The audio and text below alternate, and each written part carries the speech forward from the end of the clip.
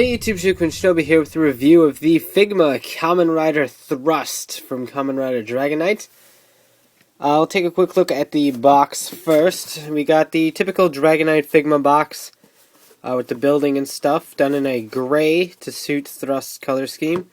The Rhino logo here, and then in the back, the back can be taken out and used as a little diorama thing too with the Figma stand. Just letting y'all know again, since that's a requirement, I think. Cool picture of Thrust here with his card, inserting it into his visor arm thing, his shoulder visor. I don't know if it has a name, but his card, belt, cool. Poses on the back, doing all epic charge and shit. So let's go ahead and take a look at the figure. All right, so here is Brad Barret, otherwise known as Kamen Rider Thrust. If you're a Ryuki fanboy, Kamen Rider guy. So he is all epic.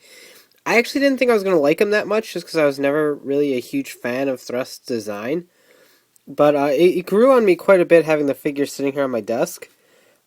His helmet is definitely very knightish, if that's a word, knightish. And with the whole Rhino gimmick, it definitely it resonates Rhino a lot more than Sagozo does. But that's not really the point here. The metal visor is right here. It's called the metal visor. I looked it up. So that's here with its red horn of death. His shoulder pads are like Torx. This is Thrust. Like Torx, so you have full motion in them, unlike Stings. All these names are confusing to me. Articulation is pretty much the same as everything else. Got the whole joint here, double joint on the leg, or the massive single joint on the leg, rather. Arm. Head is a little bit intruded by the design of the helmet and the neck right here, but it's not really that big of a deal. His little hip guards don't get in the way in the slightest. They feel like they could rip off if you played with it enough, but I wouldn't worry about it too bad.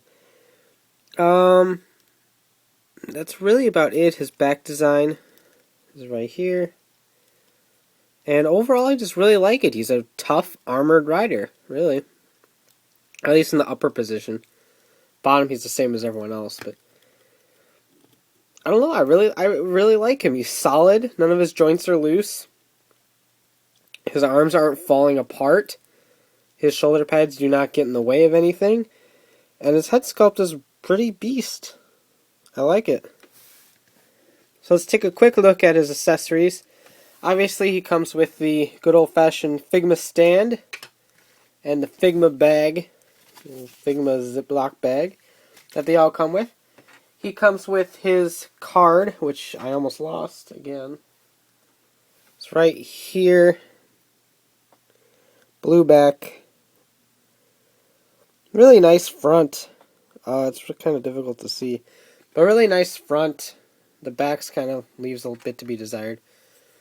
Here is his strike vent. I'll get to that a little bit, but it looks nice on the outside. Helmet of his Advent Beast with all the horns and everything like that. It does look really nice. Then you have his hands.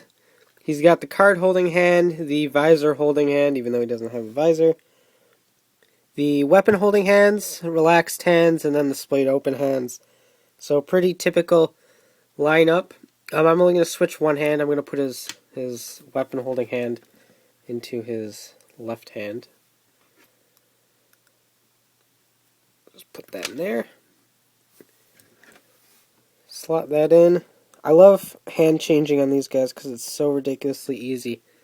His wrist is kind of loose because of the way the joints work, but it's not really too large of a deal to me.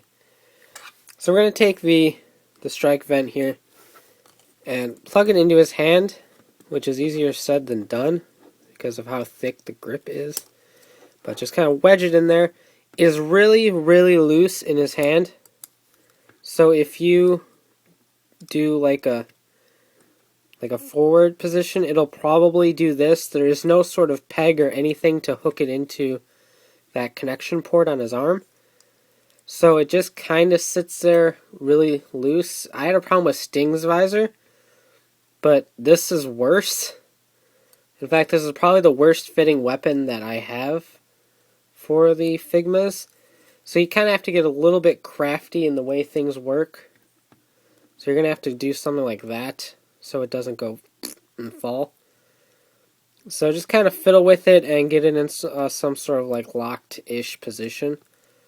And you should be okay.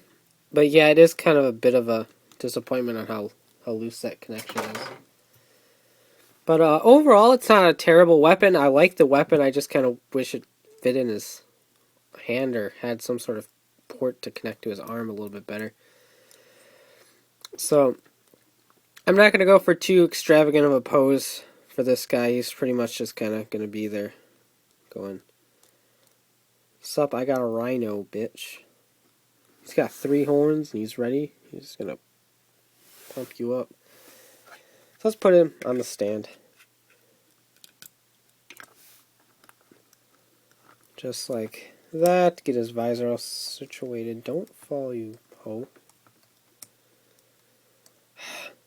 See what I mean? This is just kind of ridiculous. I'll fiddle with it later. No point in wasting screen time. Just set him up back here, and we're pretty much done. I know this was actually relatively short for a Figma review, but Thrust just doesn't really have too much to go through besides himself. So overall, I would say he's a pretty strong release. If you really like Thrust, you'll love this figure. It's definitely not the strongest of the line. People like Strike, Torque, Wing Knight, Dragon Knight, the main characters, got a lot more like accessories and emphasis. So they're a better pickup. But overall, I don't mind Thrust at all. I think he's a pretty solid release. So you can check out a written review at ridersrangersandrambles.com, bringing the latest token news in the craziest way possible. And of course, you can talk about Kamen Rider Dragon Knight and anything else at the Ramboards at ridersrangersandrambles.com/forums. So take care and have a great one. Bye.